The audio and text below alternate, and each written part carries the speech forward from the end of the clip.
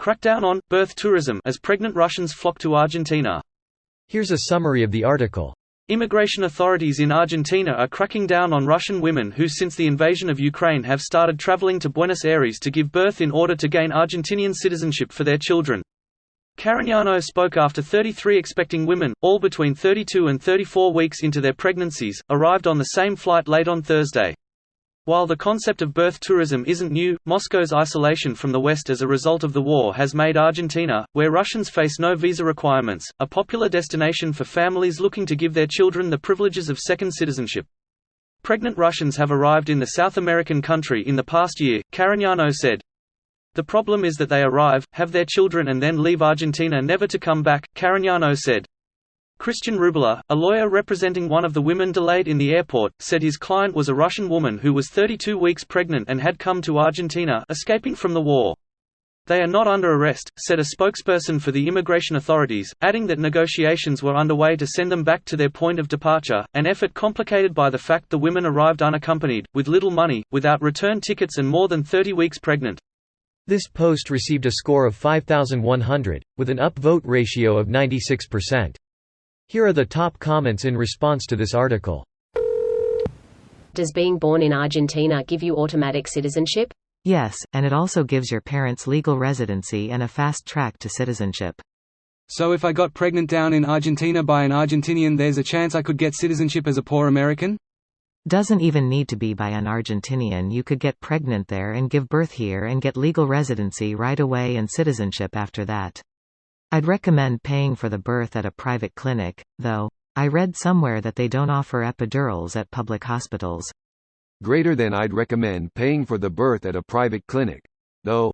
I read somewhere that they don't offer epidurals at public hospitals. It usually depends on your health coverage.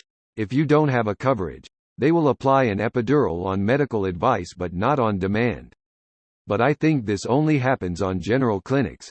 Motherhood centers offer epidural on medical authorization but not on advice. You're actually supposed to give birth in motherhood centers. They're public and free. General clinics are mostly for cases of emergency or capacity. Thanks for the info.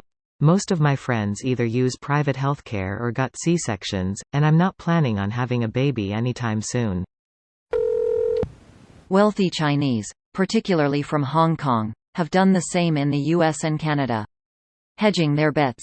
Those who complain about Mexicans etc. having anchor babies don't realize that hundreds of thousands of Chinese women have their babies in the US.